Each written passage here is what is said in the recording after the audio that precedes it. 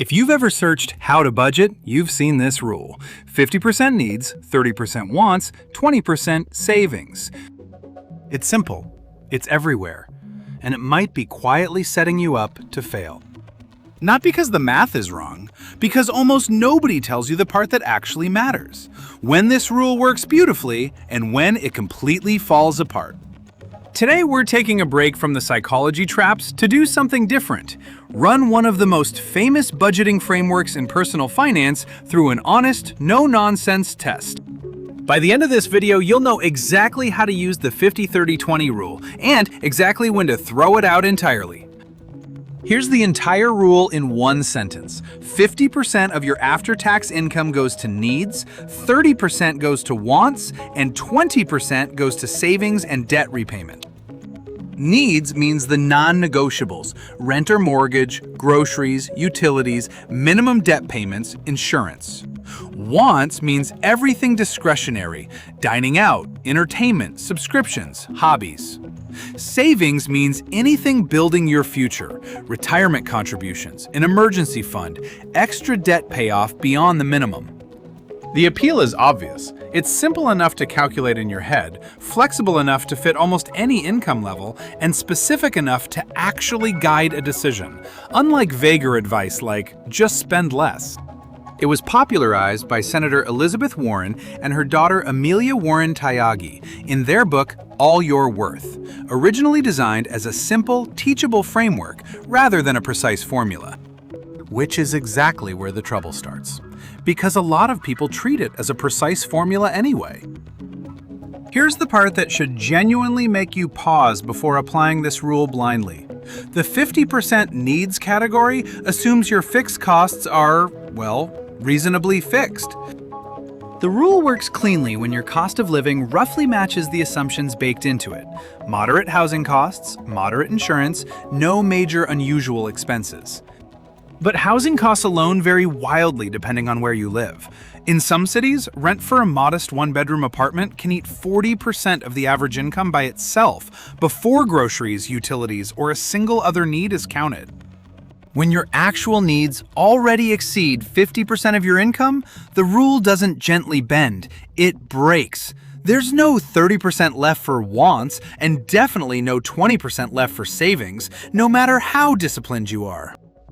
This is the single biggest reason people try the 50-30-20 rule, feel like a failure within a month, and give up on budgeting entirely. Not because they lack discipline, but because the framework assumed a cost structure that never matched their actual life. A framework that quietly assumes you live somewhere affordable isn't a universal rule. It's a rule for people whose situation happens to fit the assumption. This matters because a budgeting framework that doesn't fit your actual numbers doesn't just fail to help, it can actively make things worse. When someone tries to force a high cost of living budget into the 50-30-20 split, they typically respond one of two ways. They either misclassify actual needs as wants to make the math work on paper, which just hides the real problem, or they conclude the rule failed and abandon budgeting altogether, which is worse than having no framework at all. On the other end of the spectrum, someone with unusually low fixed costs, a paid-off house, no dependents, a low cost of living area, might follow the 20% savings guideline exactly when their actual situation could easily support saving 30 or 40% instead. In both directions, treating this framework as a fixed law rather than a flexible starting point costs people real money, either through unnecessary financial stress or through leaving genuinely achievable savings on the table. Cost of living data consistently shows enormous variation in what needs actually cost across different regions. Housing alone can differ by 2, 3, sometimes 4 times between the most and least expensive metro areas in the same country. Financial researchers studying budgeting adherence have found that rigid percentage-based budgets tend to have lower long-term success rates than frameworks that start from a person's actual fixed costs and adjust categories from there, rather than assuming the percentages first and forcing expenses to match. This doesn't mean the 50-30-20 rule is bad advice.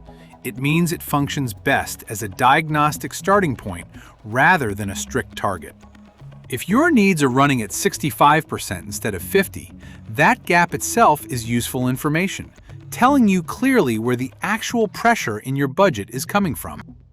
The rule's real value isn't the specific numbers, it's the three-category structure, separating true obligations, discretionary choices, and future-focused money, which remains useful even when the exact percentages don't fit your situation at all. So here's how to actually use this rule well, instead of just applying it blindly. 5 steps. Number 1. Calculate your actual needs percentage first before comparing it to 50%. If your real needs are 60%, that's not a personal failure, it's simply where you're starting from, and it changes what a realistic wants and savings split looks like for you specifically.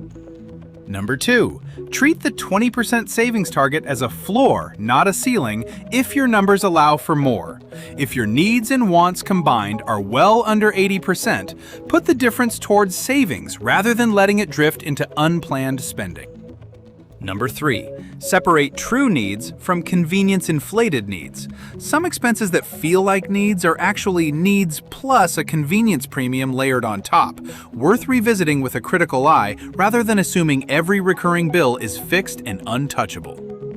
Number 4. Adjust the ratio deliberately for your season of life, rather than treating 50-30-20 as permanent. Someone aggressively paying off debt, saving for a home down payment, or catching up on retirement might reasonably run a 50-20-30 split instead, prioritizing savings over discretionary spending for a defined period. Number 5. Revisit the split every time your income or fixed costs change meaningfully. A raise, a move, a new dependent, all of these should trigger a recalculation, not just an assumption that the same percentages still apply. Here's the honest verdict on the 50-30-20 rule. It's a genuinely useful starting framework, not a universal law of budgeting. It gives you a simple way to categorize your spending and a rough target to measure against. But your actual life, your city, your income, your obligations, gets the final vote on what the right percentages look like for you. The goal was never to hit exactly 50, exactly 30, exactly 20. The goal is understanding what those 3 categories reveal about where your money is actually going, and adjusting the targets to fit your real numbers instead of forcing your real numbers to fit someone else's targets. Use the structure, question the percentages. If this changed how you'll think about your own budget percentages, hit subscribe. We're covering the psychology that keeps smart people broke and the practical rules that actually help, one video at a time. Next time, we're heading back into the psychology traps, with one that might be the sneakiest yet. The reason your brain treats a tax refund completely differently than money from your regular paycheck, even though it's exactly the same dollars.